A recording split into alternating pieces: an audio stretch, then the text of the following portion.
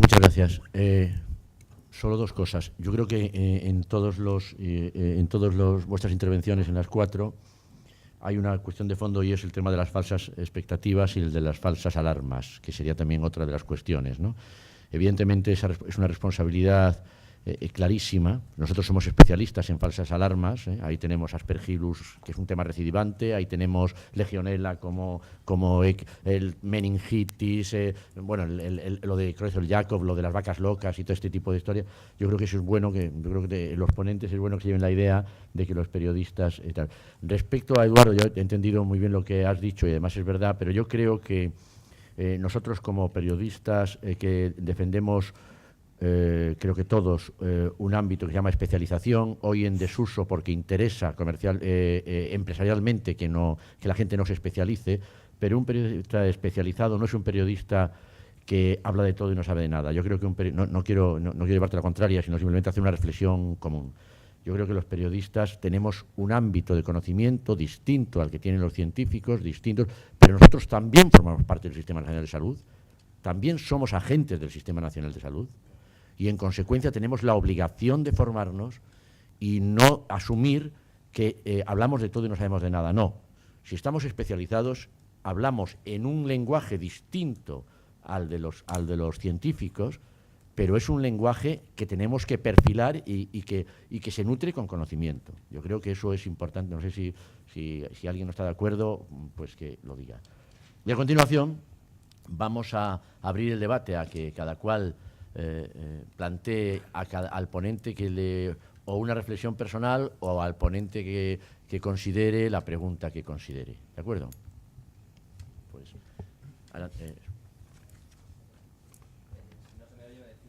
habla alto. Yo lo quería, bueno, una cosa que ha dicho Iñaki... Pero hay un micrófono ahí detrás. A ver, gracias. Un tema que ha dicho Iñaki, el primer ponente, que de hecho ha recordado ahora mi compañero Edu, es sobre lo que nos cuestan las nuevas tecnologías. Pero de hecho Iñaki no ha dicho exactamente que sean muy caras, sino que tiene la impresión de que siempre nos cuestan más, que no es lo mismo. Algo puede ser caro y ser eficiente y aprovechable y termina siendo barato. Y otra cosa es que tengamos la impresión de que las nuevas tecnologías siempre nos cuestan más. No sé si es per se o por el modelo que tenemos. Me gustaría un poco que me explicara cómo lo ve y qué solución le podemos poner a este problema, o si yo lo he entendido mal y no quería decir eso, que también puede ser. No sé si se oye. ¿Sí? Sí. No, yo no he dicho que era más caro. Yo he dicho que en mi experiencia lo que hace es tiene un impacto presupuestario negativo. Una cosa es si es caro o no es caro. Yo no diría que es más caro. Yo lo que digo es que va a tener un impacto presupuestario negativo, y me explico. Pensamos que inicialmente no va a tener que haber una inversión, y es cierto que va a tener que haber una inversión y eso tiene un impacto presupuestario negativo, es decir, vamos a tenernos que gastar más. Otra cosa es la maximización del beneficio, y la maximización del beneficio viene determinada por el resultado en salud. Ahora, si me preguntas si eso es asumible por parte del sistema, pues va a depender de si queremos incrementar el presupuesto de una manera que maximicemos beneficios para el ciudadano. Yo te diría, yo estoy a favor. O sea, pero no nos pensemos que, al menos de inicial, no va a tener que haber una inversión, va a tener que haber una inversión. Ahora, si eso va a ser en mejora en resultados para el ciudadano, sí. La otra es que no maximicemos tampoco la medicina personalizada como que es algo que nos va a solucionar nuestros problemas. Habrá alguna medicina personalizada que nos va a solucionar nuestros problemas y habrá otra que tendrá que ser evaluada adecuadamente y que en ciertos casos no tendrá que ser implementada en los sistemas. O sea que hablamos mucho de medicina personalizada y medicina individualizada, pero yo creo que lo que tiene que haber es rigurosidad en la incorporación de cada una de las tecnologías, incluida cualquier tipo de medicina personalizada, para que los sistemas maximicen lo que tienen que hacer, que es el beneficio al ciudadano y el beneficio al sistema. Es decir, que haya mejores resultados en salud. Pero eso, que no nos pensemos que nos va a costar menos. La otra es que tengamos en cuenta que estamos en uno de los sistemas que puede ser más eficiente, pero en uno de los sistemas del mundo más eficientes. Pero solo tenemos que ver cuál es el gasto sobre el Producto Interior Bruto, el gasto del sistema sanitario sobre el Producto Interior Bruto, que se localiza en uno de los más bajos a nivel mundial. En unos resultados en salud brutales. O sea, ¿que podemos ser más eficientes? Por supuesto, y de hecho, bueno, hay diferentes estudios que dicen que se puede mejorar hasta un 20% la eficiencia de los sistemas. ¿Que nuestro sistema es uno de los más eficientes del mundo? Sí. ¿Que tiene uno de los menores gastos sobre Producto Interior Bruto? Sí. Y que incluso cada vez gastamos menos sobre Producto Interior Bruto porque nuestro Producto Interior Bruto cada vez es más bajo. O sea que será el paradigma ese. Y sin subir, perdón, el gasto sanitario, porque yo creo que tenemos que asumir que no va a subir en los próximos años y de hecho va a seguir bajando, se nos llena la boca de trabajar más con menos o con lo mismo que tenemos. ¿Esto es incompatible con la introducción de nuevas tecnologías, según lo que me estás diciendo? No, lo que tendremos que ser conscientes es que tendremos que mirar dentro de lo que hay dentro del paquete de prestaciones del Sistema Nacional de Salud, qué es lo que aporta valor, qué es lo que muchas veces no sea... en estos momentos la política en general está relacionada con el racionamiento, que no con la racionalización. El planteamiento sería una evaluación seria de lo que está dentro del paquete de prestaciones y lo que aporta realmente valor añadido. Yo creo que en parte se está haciendo ya, y de hecho hay ejemplos en Euskadi o en Cataluña o en Andalucía, se están empezando a hacer análisis de qué es lo que aporta valor añadido y qué es lo que no. Eso no quiere decir que eso tenga que ir determinado por una reducción de lo que llamábamos el medicamentazo. Si el medicamentazo viene relacionado con un análisis serio de cuál es lo que aporta valor y qué es lo que y eso transmitirlo al ciudadano también, ¿no? O sea, de que lo que aporta valor es lo que vamos a financiar y lo que no aporta valor, pues vamos a dejar de financiarlo. Eso no quiere decir, como decía antes Cristina, que no haya un sistema garantista que haga que lo que se introduce dentro de los sistemas, o sea, no lo que se introduce dentro de los sistemas, sino lo que se introduce dentro del mercado, no cumpla con unas características de calidad. Es cierto, cumple con unas características de calidad y para eso yo creo que los sistemas europeos son uno de los sistemas más garantistas a nivel mundial de la introducción en el mercado. Otra cosa es que los sistemas lo tengan que financiar, que es una discusión que también tendremos que hacer con el ciudadano, ¿no? Que es el que dice, lo que decía también Ana, si en un momento determinado tenemos que decir, bueno, esto aporta algo de valor, pero vamos a tener que financiar esto o vamos a tener que financiar una carretera, pues eso lo tendrá que definir el ciudadano. Pero le tendremos que decir qué, cuánto cuesta y en comparación con qué para poder establecer unas políticas de decisiones. Pero la otra que tenemos que decir es que ninguno, creo que de los cuatro que estamos aquí somos tomadores de decisiones, aportamos información para el que la tiene que tomar. Paco. Yo tenía una pregunta para Cristina, otra para Ana Clopés y otra para Josep Piera. Y en las tres cito textualmente frases que habéis utilizado. Cristina decía, en la EMA se aprueba lo que al menos aporta lo mismo que aporta lo que ya hay en el mercado. ¿Se puede hablar cuando se dice esto, se puede hablar de que se está introduciendo una innovación?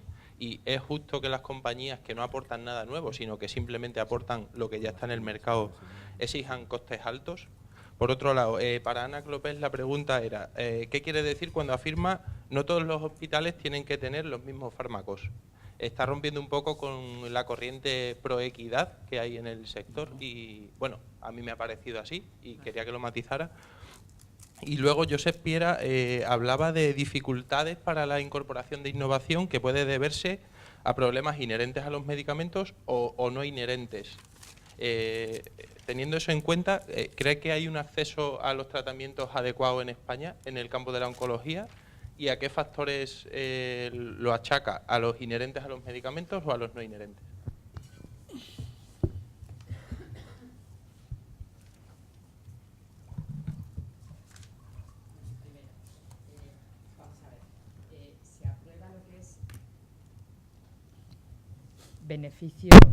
Se aprueba lo que es beneficio-riesgo positivo, ese es no se lo imagina como un umbral y por lo tanto allí donde hemos puesto el beneficio-riesgo positivo, todo el que pase ese umbral entra en ese sentido.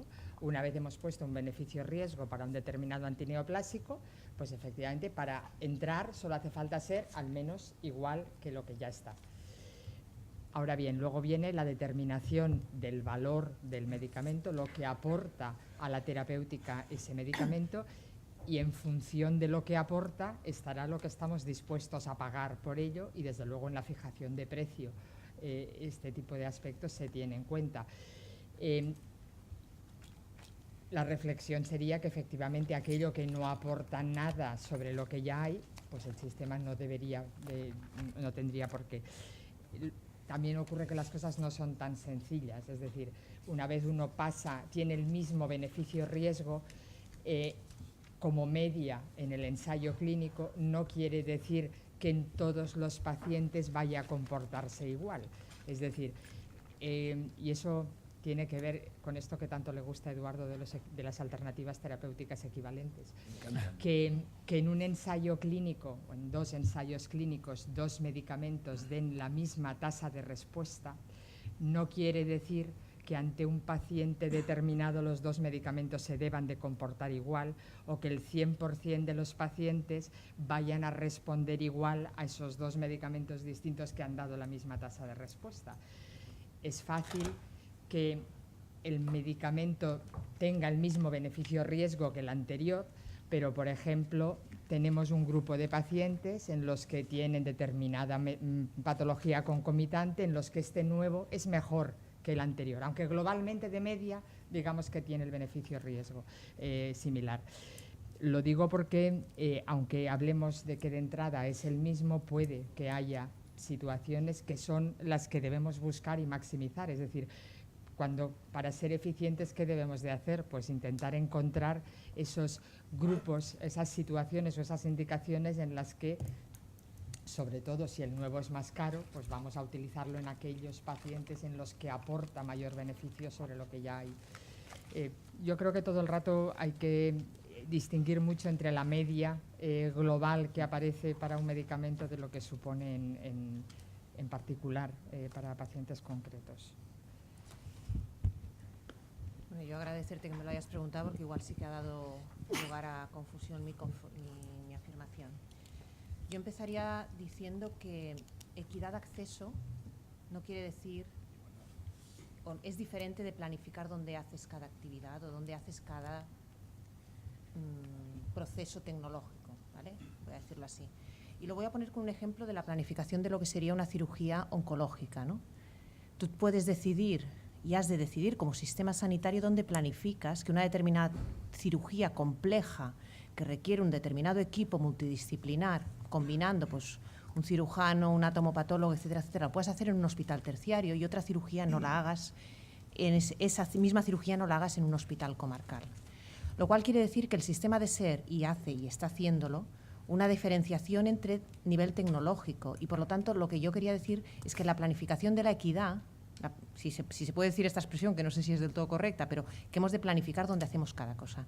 Yo te digo la experiencia nuestra, que lo vehiculizamos a través de las guías de práctica clínica. Tú en la guía de práctica clínica defines cómo tratas esa patología cuando hablaba de la gestión del proceso y defines dónde haces cada proceso. Nosotros, te lo pongo como ejemplo por 3 hospitales de tercer nivel y coordinados con 17 hospitales comarcales. Tú puedes decidir y no es algún determinado medicamento para una patología terciaria no lo has de tener disponible en un hospital comarcal.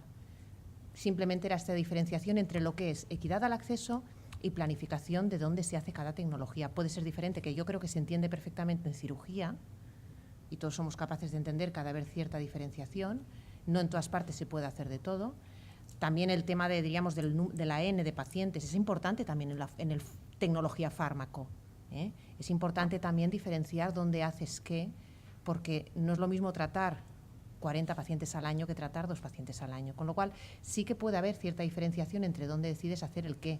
Y después también están los diferentes tipos de hospitales, es decir, hay nivel de tecnología y también diferente. Pues en mi caso, es un hospital monográfico de oncología, no tengo que tener un fármaco. O sea que cierta variabilidad el sistema lo ha de permitir, pero ha de ser una variabilidad explicada, transparente, entendible y planificada.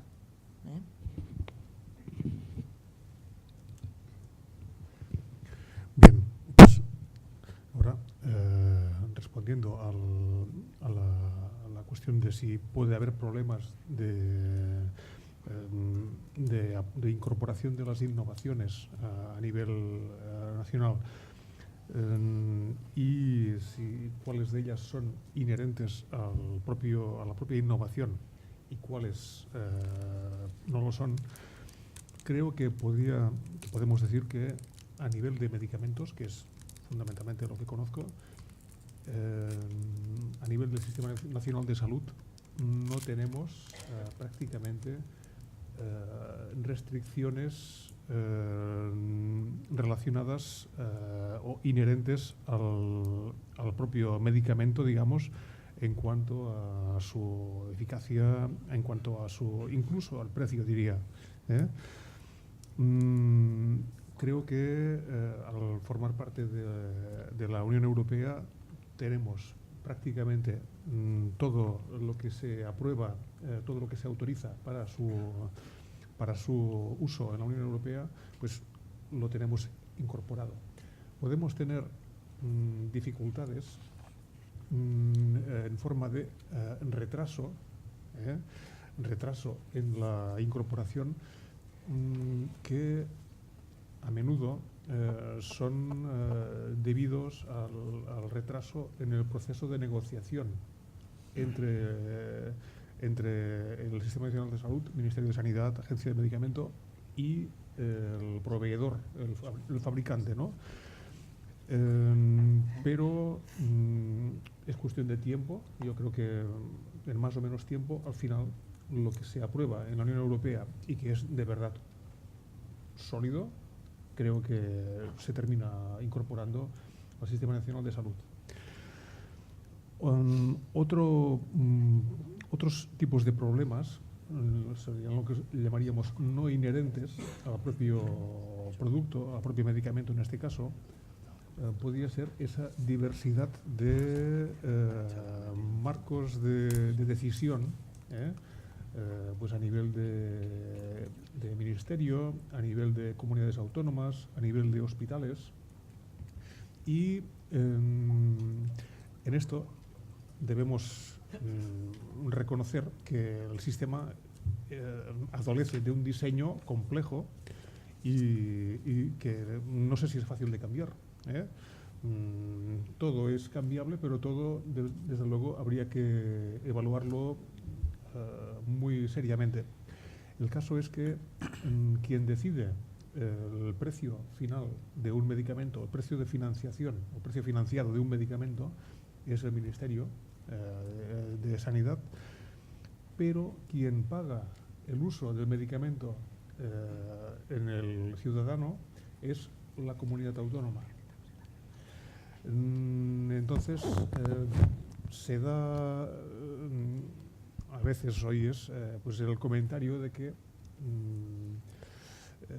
con un presupuesto siempre contenido, que siempre hay que respetar, pues puede haber dificultades para que una comunidad autónoma pueda incorporar o pueda financiar determinado medicamento y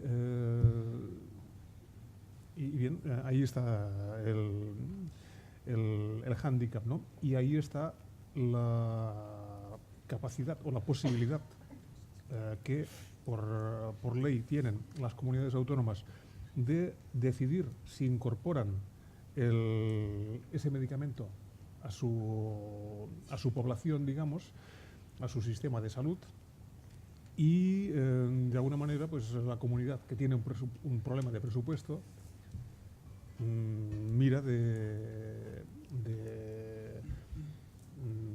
ajustar, de mirar con mayor detenimiento el valor real. En esto debo decir que creo que ningún medicamento de verdad muy valioso deja de ser administrado por un problema puramente económico. Diría que hay, como hemos comentado, algunos medicamentos que, siendo eficaces y habiéndose demostrado estadísticamente su validez, tienen un impacto presupuestario importante, y esto hace que quizá la rentabilidad a nivel de comunidad, digamos, a nivel de comunidad no autónoma, sino a nivel de sociedad, pueda ser menos aparente, ¿no? Como se ha comentado, es el límite de precio que se incorpora en algunas decisiones en Canadá, en Inglaterra, en Australia, etcétera, ¿no? Y eso puede hacer que esos medicamentos sean más restringidos. Pero bien, me he alargado un poco demasiado en esto. Lo que quería comentar es que el problema está en que el Ministerio aprueba el precio y las comunidades tienen que financiarlo. Eso se solucionaría con lo que he propuesto al final, que es una mera propuesta, que la aprobación a nivel del Sistema Nacional de Salud fuese ligada a la negociación de precio y a la provisión de un fondo que garantizase la aplicación de ese medicamento determinado en esas condiciones a la población diana adecuada, ¿no? Eso sería una ecuación que, si fuese realizable, sería muy buena, pero es probable que no se pueda. Y por último, diría que a nivel de los hospitales es cierto que cada hospital puede decidir qué medicamentos incorpora, ¿no? Pero generalmente yo creo que no hay nada que sea de verdad útil, de verdad imprescindible, que no se pueda conseguir en los hospitales. Siempre hay una alternativa, siempre hay otras posibilidades y creo que estas son un poco las reflexiones sobre este tema que se me ocurren ahora. Es turno para Ainhoa Iriberri. Cuanto más breves seáis en las respuestas, por favor, a los ponentes Sí, también. lo siento, me he alargado Ser mucho. más escuetos en las contestaciones. Y después, Eduardo. Yo quería preguntarle a Cristina Bendaño, bueno, o a quien sea. Yo, como Manu, hago más medicina que política sanitaria, con lo cual a lo mejor lo que pregunto es muy obvio, no sé. Pero justo hablando de lo que él hablaba, ¿no? Del tema de proveer un fondo común para pagar los fármacos, esto, que yo recuerde, se hace en algunos casos. Por ejemplo, estoy pensando en el caso de la vacuna del papilomavirus, que hubo mucha polémica con respecto a igual estoy equivocada, o sea, me lo aclaras. Y finalmente el Ministerio de Sanidad la aprobó, dijo, nosotros nos hacemos cargo de este pago, o eso, creo yo, insisto, puede estar equivocada. ¿No se podría hacer algo así con este tipo de medicamentos caros, pero que realmente son innovadores y podrían ahorrar costes al sistema? Probablemente de esto sabe más Ana que yo, porque está más cercana a la gestión del presupuesto, porque aprovecho para decir que yo no soy de farmacia de hospital, yo soy médico de farmacología clínica, que es otra carrera y otra especialidad. Y no tenemos esa responsabilidad de gestión que es responsabilidad de las farmacias de los hospitales. Pero tienes razón en que eso se hace. El caso de la vacuna del papiloma no lo conozco de cerca, pero sí, por ejemplo, y es un caso que se entiende muy bien, son los medicamentos para enfermedades raras, que son muy caros y que si salen del presupuesto del hospital, pues el hospital al que le cae la familia de los 4 pacientes tiene ahí un presupuesto muy importante que sale de un cómputo global y que no, en fin, ya yo creo que por sentido común ya se ve que ese tipo de medicamentos caros destinados a muy poquitos pacientes, que además pueden agregarse en un determinado hospital, sea porque es centro de referencia o sea porque cae allí la familia, pues, y esto se ha hecho con muchos de estos medicamentos caros para la enfermedad de Gaucher o para algunas enfermedades raras. En caso de medicamentos antineoplásicos, antes de que Ana cuente algunos temas de gestión de cómo esto se hace, y hablando de diferencias entre hospitales, yo estoy de acuerdo con Ana en que si hay especialización puede haber diferencias en cómo se agregan determinados medicamentos en hospitales. Pues en Madrid, que lo tengo cerca, La Paz centraliza el tratamiento antihemofílico, por ejemplo. Eso está claro. Si hay especialización, hay diferencias en la provisión de medicamentos. Lo que a mí no me parece adecuado, y hablo de equidad, es que ante un determinado perfil de pacientes, que en la cartera de servicios del hospital hay atención a exactamente ese perfil de pacientes, ahí haya diferencias en el acceso. Como ha dicho ella, las diferencias en provisión entre hospitales o entre comunidades solo son aceptables si se vinculan a diferentes perfiles o especializaciones. El tema de si se puede hacer una bolsa, pues sí se puede. En antineoplásicos en concreto, yo creo que no, nosotros, al menos en Madrid, no se ha hecho. No, a ver, experiencia en ello no hay. Antes hablábamos en el café de Reino Unido, que sí que tienen experiencia de este nivel. Mi opinión personal, y estoy dando la opinión personal mía, de lo que sería lo adecuado. Yo creo que ha de ser limitado a situaciones muy concretas, como se comentaba, de enfermedades huérfanas, pero yo creo más en un sistema que sepa planificar cómo introduce la tecnología, incorporando este criterio de decidir si quiere financiar o no en base a criterios explícitos, ¿no? Porque si empezamos a crear bolsas de presupuestos, podemos tener problemas, y yo vuelvo, al tema del coste-oportunidad. Si creamos presupuestos específicos para temas, podemos hacer que no podamos decidir, si es que lo queremos hacer, que yo creo que sí que queremos hacer como sistema sanitario, dónde queremos poner el dinero. Si creamos presupuestos aparte. Yo lo veo de difícil gestión, más en un contexto con comunidades autónomas y demás. Yo creo que ha de limitarse a situaciones muy concretas, sobre todo enfermedades huérfanas, que creo que sí que funcionaría por los problemas que ha comentado Cristina, estoy totalmente de acuerdo.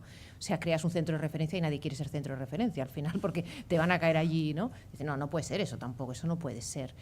Creo que sí que se ha de hacer, pero para la gran mayoría lo suyo es más decidir, separar y decidir exactamente qué vale la pena como sistema sanitario que queramos tener en la cartera.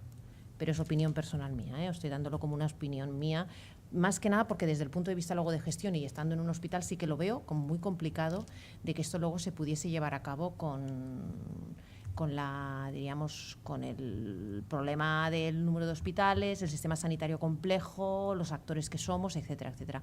Yo lo veo más fácil separando claramente decisión de comercialización de la decisión de financiación, teniendo claro qué criterios y explicitarlos a la sociedad y compartirlos con la sociedad. Y ahí tenéis una función muy importante, que es que entre todos decidamos qué criterios queremos utilizar para que una tecnología, y en concreto un medicamento, se incorpore al sistema. Y ahí tenéis un papel muy importante.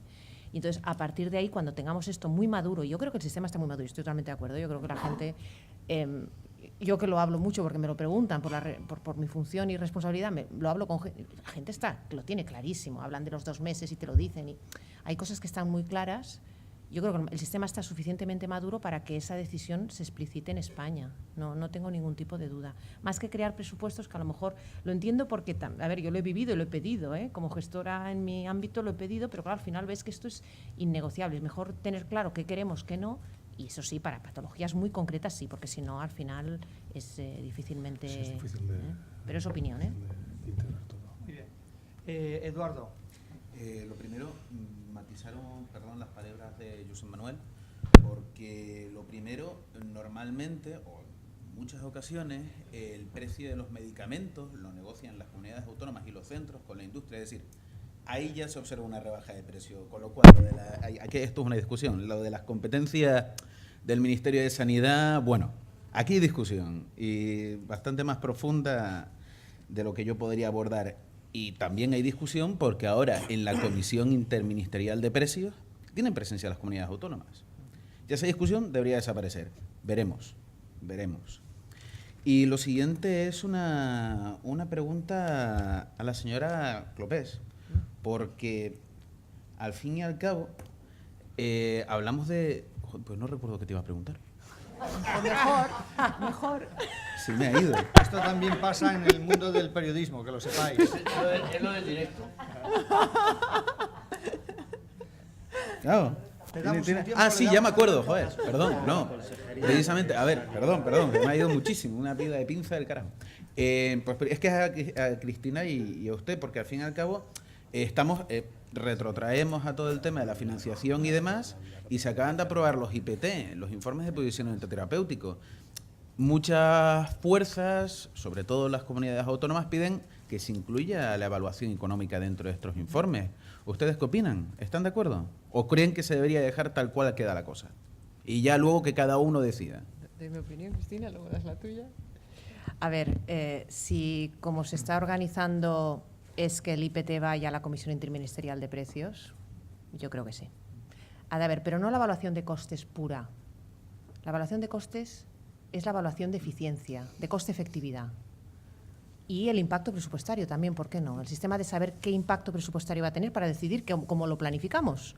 Con lo cual, mi opinión personal es que sí, y esto además incluso lo hemos manifestado, ya no hablo personal, sino como grupo de trabajo de la sociedad. Creemos que sí que ha de haber este proceso porque la Comisión Interministerial de Precios reciba la información madura con participación de las comunidades autónomas en ambos niveles, se pueda, como sistema maduro, decidir. Sí, mi opinión es que sí. Muy bien. Mi opinión es que no. Hay debate, hay debate. Esto solo es para darle el titular a Eduardo, ahora lo voy a explicar porque en el fondo estamos de acuerdo. No, lo he dicho solo para motivarte. A ver, Oye, evidentemente, esto no vale. evidentemente el análisis económico del impacto presupuestario, de cuánto vale o cuánto estamos dispuestos a pagar por lo que vale el medicamento, forma parte del análisis de la decisión, sin duda.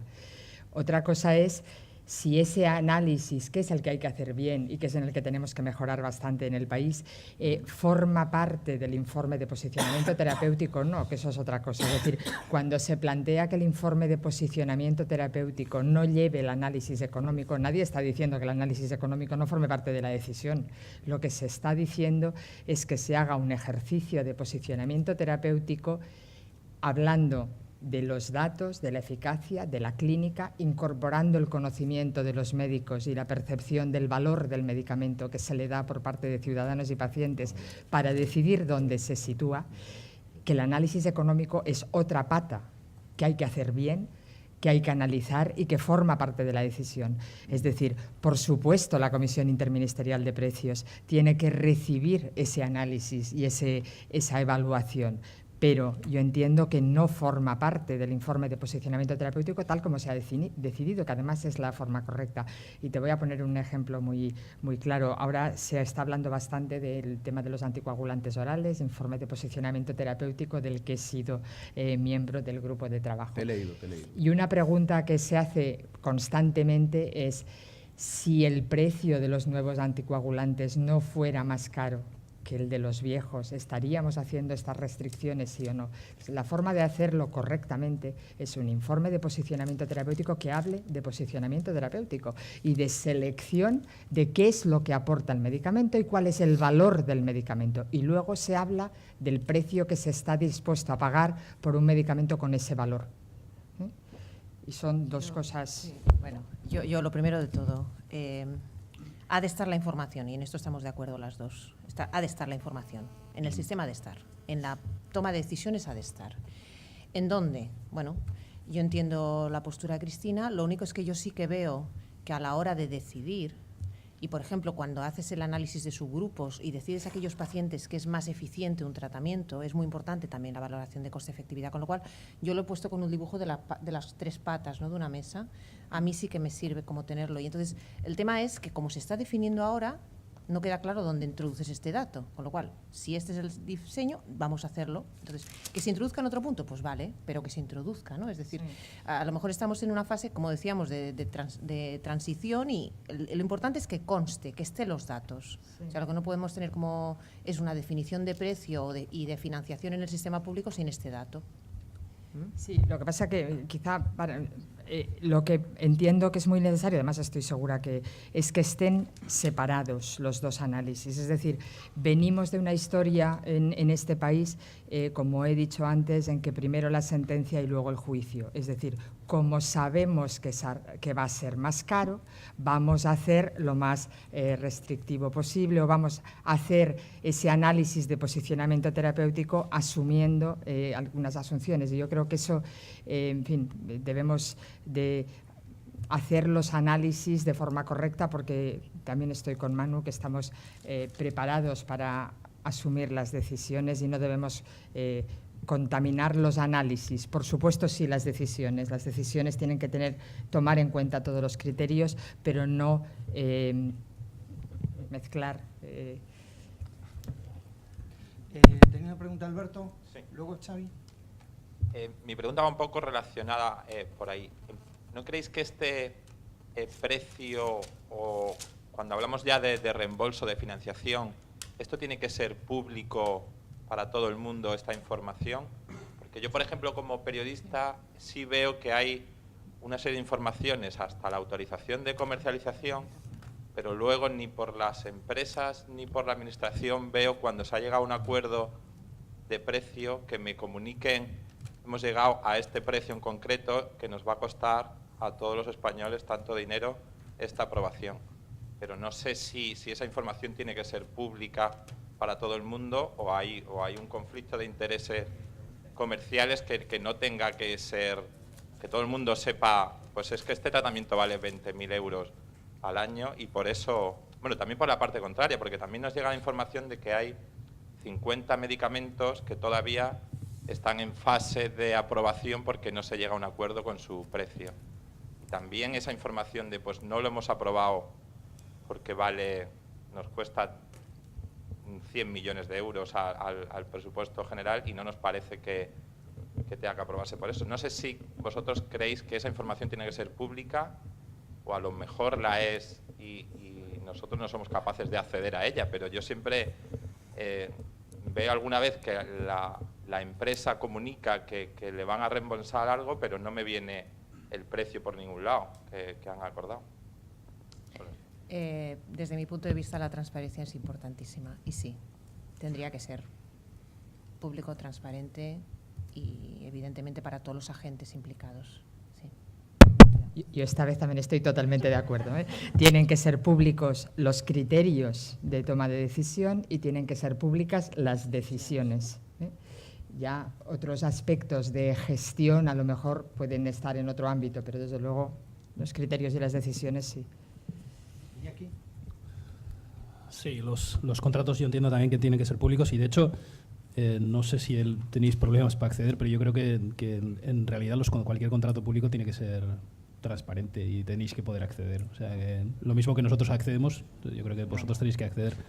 En cuanto a la incorporación, que antes estábamos hablando del tema del coste efectividad y la incorporación, yo añadiría que no solo tenemos que incorporarlos en los nuevos fármacos, yo diría que los que ya estamos financiando, que ese es uno de los problemas básicos. El problema es que no se ha hecho un análisis de lo que ya tenemos en el sistema y que sigue costándonos. Y ese sería un valor añadido por parte de nuestro sistema, que es la reevaluación de determinados fármacos que estamos financiando y que tendrían que incorporar también una parte de cuál es el impacto presupuestario de esos fármacos, en qué indicaciones lo estamos utilizando, que en muchos casos se están utilizando en indicaciones que no serían adecuadas, y eso hay varios informes de indicación o prescripción no adecuada.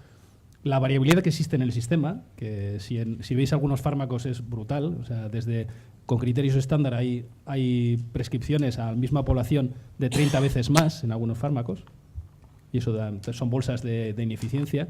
Y la siguiente sería el incorporar el impacto presupuestario de esos fármacos y el coste de efectividad de los fármacos que ya están incorporados, no de los que vamos a incorporar, que yo estoy de acuerdo con Ana y con Cristina, que es una cosa que hay que hacer, pero que también de lo que tenemos.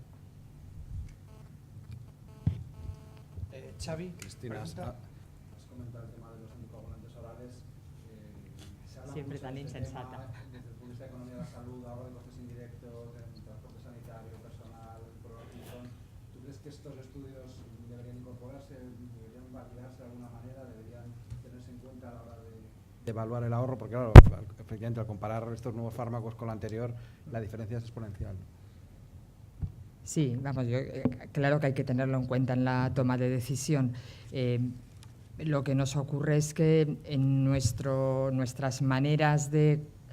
Nuestras, no me refiero a las del país. En este país, la forma de toma de decisión en estas cosas pues analiza fundamentalmente el gasto en el medicamento y no el global del proceso, donde tenemos el foco es en el gasto en medicamentos, no en el gasto total, y por lo tanto la autoridad que en cada momento toma la decisión, pues mira la bolsita del medicamento y no se le permite mirar a 3 años vista el coste total, es decir, cuánto vale de más el medicamento y cuánto nos cuesta a 5 años vista un ictus ahorrado.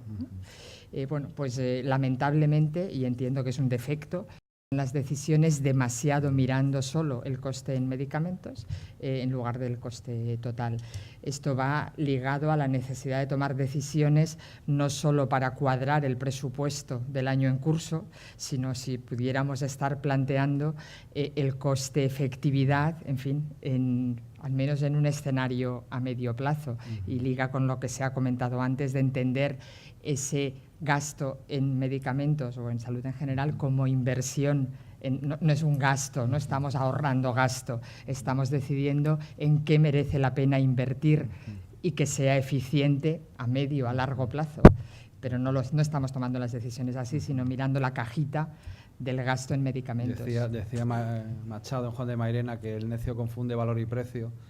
Yo entiendo que es muy complicado este cambio de mentalidad, pero hablando hipotéticamente, ¿tú crees que a medio o largo plazo incorporaremos estos gastos, cambiaremos esta mentalidad? Será muy complicado, pero lograremos llegar a ello. Bueno, la verdad es que es importante que hablemos del valor del medicamento y del precio y que a lo mejor somos capaces, ya que vamos tarde comparados con otros países europeos, de incorporarnos directamente al siguiente paso, que es el valor y el precio, en lugar de seguir soñando en implantar nosotros ahora unos criterios rígidos de coste-efectividad cuando otros países ya los han abandonado. Entonces, a ver si a lo mejor a veces el llegar un poquito tarde nos permite ser mejores. Entonces, bueno, pues a ver si olvidamos esos corsés del valor del coste-efectividad y efectivamente empezamos a pensar en el valor del medicamento, ¿no? ¿Puedo hacer otra pregunta? Sí. O sea, doctor Piera, me ha llamado la atención el hecho de que comentaba que no habla con sus pacientes de la ventaja que supone estos 3 meses de supervivencia. Entiendo que es muy complicado al final de la vida sentarte con tu paciente para hablar un tema tan delicado, pero ¿no sería interesante hacer algún tipo de trabajo para evaluar esta ventaja significativa que les puede suponer estos pocos meses o días de vida? Sí, quizá lo he generalizado, pero indudablemente hay pacientes en los que no solo hablas, sino que tienes que hablar, y en los que es importante saber cuáles son sus necesidades, sus prioridades, sus expectativas familiares de comunión, de boda, de bautizo, todo. Lógicamente hay que hacerlo y cuesta hacerlo, pero hay que hacerlo y hay que hacerlo bien, y cuando lo haces la verdad es que obtienes una gran satisfacción. Lo que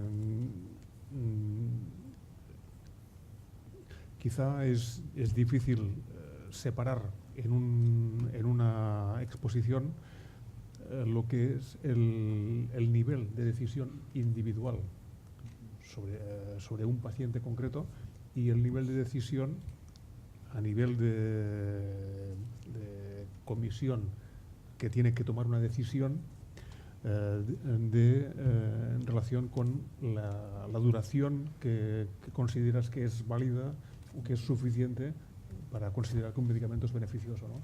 Eso es muy difícil. En la práctica, yo creo que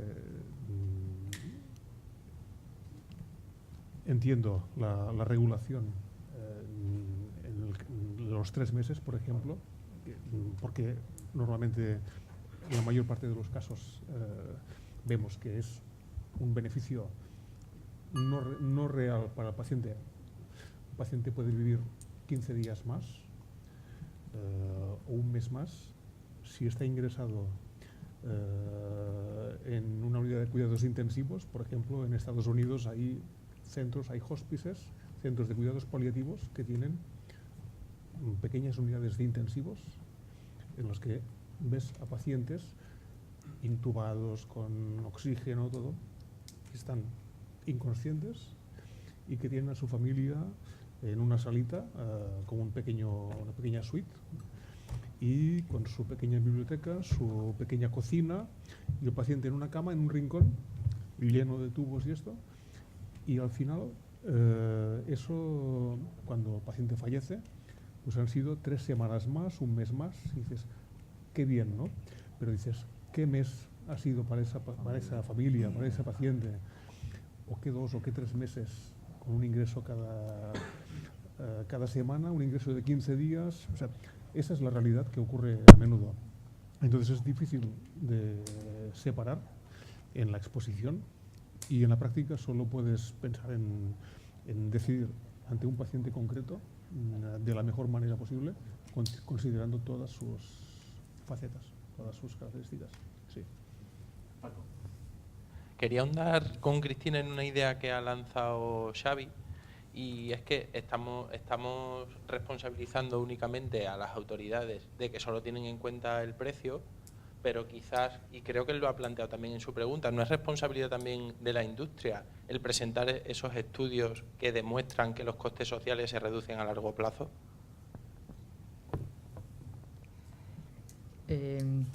A ver, de alguna manera la industria tiene que presentar lo que se le pide o lo que va a tener una utilidad. Es decir, yo veo difícil que hasta que se diga que, en fin, que se van a tomar decisiones basadas en eso, es difícil que el que tiene que invertir para generar esos datos invierta en ellos, ¿no? Yo creo que normalmente lo eficiente como país es lo contrario, ¿no? Es decir, lo eficiente es que digamos vamos a tomar decisiones en base a eso, con estos criterios, y para responder a esas preguntas se genera la evidencia bien, de forma rigurosa, para contestar a esa cuestión.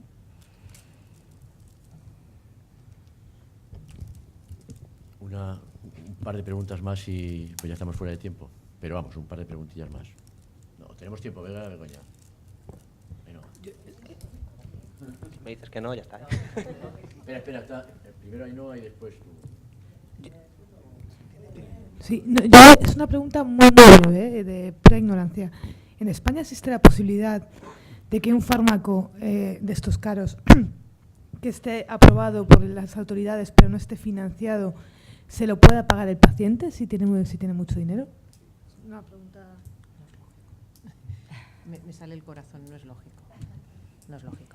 Sí que es cierto que los hospitales tenemos sistemas por los cuales lo que llamamos el compasivo, ¿no? Lo que llamábamos antes en medicamentos especiales, sabéis que hay un Real Decreto que lo incluye, y nosotros, bueno, pues analizas casos individuales en los cuales tengas esas situaciones, individualmente puedes decidir aprobarlo para un paciente concreto, y tenemos procesos creados, o sea, tienes el circuito y lo estamos haciendo a día, lo estamos haciendo.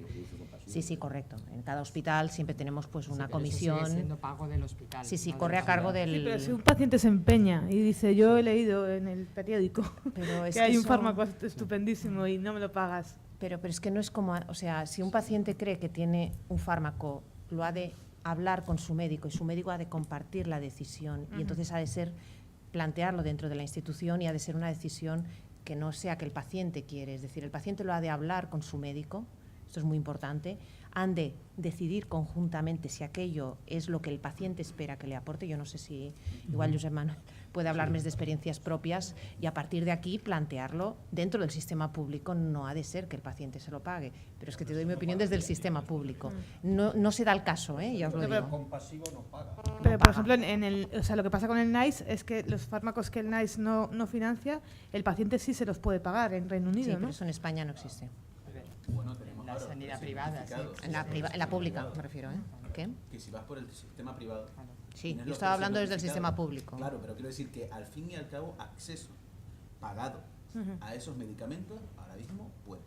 Pero también en el sistema público, si tu médico te lo Pero también en el sistema público. Quiero diferenciar que es muy importante, y si acaso me refiero que el paciente, cuando tenga estas dudas, lo hable con su médico, y el médico, porque a veces, claro, las noticias le pueden llegar por internet, porque entra en Google y ya lo sabéis. Entonces es muy importante que lo hable con su médico, porque en el sistema público se está... Esto, si el médico acepta la responsabilidad de manejar ese medicamento. Eso es así, ¿no? Puedes decir, mira, yo no, busca otro que lo haga, y si legalmente se puede encontrar.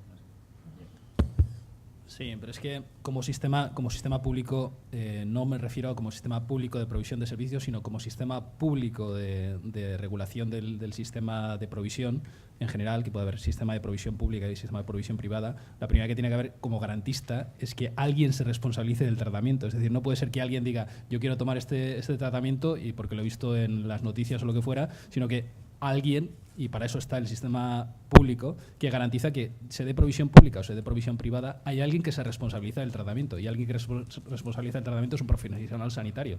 Lo mismo que exigimos que para las clínicas de estética o para determinadas publicidad sanitaria haya un sistema garantista público que haga que eso sea con la con el menor riesgo para el paciente y con la maximización del beneficio, pues pasaría lo mismo. Alguien se tiene que responsabilizar como profesional sanitario, sea público o sea privado, de que ese tratamiento se haga con las mejores, de la mejor manera, vamos. Una última pregunta. No sé si es fácil de responder, pero bueno, quería dejarlo caer. De lo que más me ha llamado la atención del debate, que no es una cosa muy concreta precisamente, es la introducción de la decisión del paciente en todo el cambio del modelo sanitario.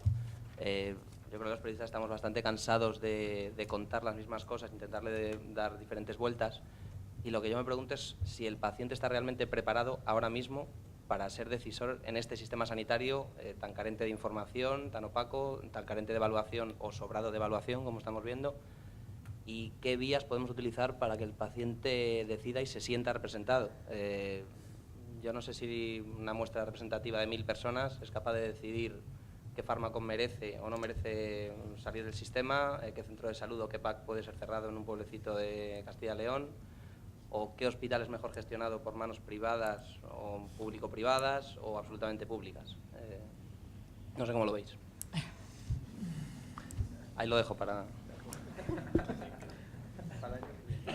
Bueno, no, simplemente una reflexión añadida a lo que no pretendo contestar, sino añadido, es el diferenciar entre ciudadanos y pacientes. Es decir, el ciudadano es el que tiene que opinar y tomar decisiones, estar informado y pedir cuentas a los que toman las decisiones sobre dónde se coloca el dinero de los impuestos y cuál es el rendimiento que se le da al dinero de los impuestos destinado a salud. Es decir, nosotros pagamos una parte de nuestros impuestos para salud y queremos saber dónde van y cómo se reparten.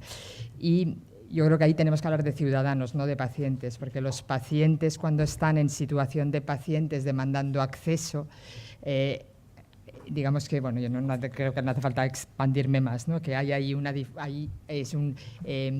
petición de acceso a lo mejor posible. Estábamos hablando de los 3 meses de media, que es un dato que yo creo que no deberíamos de hablar nunca, sino a lo mejor de mediana o de otras expresiones. Cuando hablamos de que 10% de pacientes, para dar esa media de 3 meses, tienen una posibilidad de 8 meses, la gente compra lotería por mucha menos probabilidad. El paciente que está en esa situación evidentemente quiere tener acceso a ese 5% de posibilidad de llegar a 6 meses. Otra cosa es cuando estamos como ciudadanos repartiendo los impuestos, dónde van los impuestos. Un comentario sobre eso, si puede ayudar. Nosotros en la plataforma Somos Pacientes, que aglutina ya 1.500 asociaciones, o sea, hay cientos de miles de pacientes. Yo estoy realmente, hablo con muchos, estoy realmente sorprendido del volumen cualitativo y cuantitativo de la información de los pacientes. Los pacientes, alguien dijo antes, me parece Manu o alguien dijo que los pacientes no son tontos, o tú, Javi, no sé quién fue, los ciudadanos no son tontos. Hay un primer choque, yo no sé si estáis de acuerdo, hay un primer choque cuando son conocedores de su patología, en donde están desorientados en el sentido, están superados por la circunstancia, pero enseguida vía asociaciones, las asociaciones están haciendo un papel creo que clave, y hay una información generalmente consensuada, muy racional, muy sensata, y los pacientes no piden lo que... siempre hay excepciones, claro, pero no piden lo que no pueden pedir y no hacen brindis al sol, ¿no? Bueno, yo creo que vamos... adelante. Sí, yo creo que aquí hemos mezclado dos cosas. Una sería la capacidad de toma de decisiones a nivel individual sobre su propia patología, y yo creo que en muchos casos, sobre todo en el área de enfermedades crónicas, incluso el paciente sabe más que muchos especialistas porque conviven con la enfermedad día a día. Y entonces el nivel de empoderamiento del paciente es brutal. Incluso podríamos decir que la toma de decisiones o incluso el planteamiento sobre quién es el mejor especialista o en qué sitio me van a proveer los mejores cuidados, incluso hay mayor conocimiento por parte de los pacientes que muchas veces que del profesional.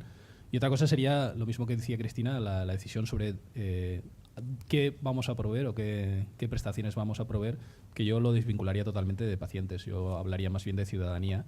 Y ahí es la globalidad, ¿no? Y de hecho, en el caso de definición, por ejemplo, de resultados, en lo que hablamos antes del diálogo temprano, se habla más de ciudadanía que de pacientes individuales, y el paradigma puede ser a nivel europeo, puede ser la Asociación de Pacientes Eurordis, que ha trabajado mucho en el tema de toma de decisiones compartidas, riesgos compartidos, definición de resultados desde un conocimiento global sobre el sistema, ¿no?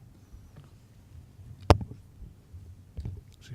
Y solo añadiría que sí, me parece que estaría muy bien que hubiese en las negociaciones de aprobación y de, no sé si de negociación de precio, pero sí de aprobación, representantes de los ciudadanos, de la sociedad a la hora de tomar decisiones. Se hace ya.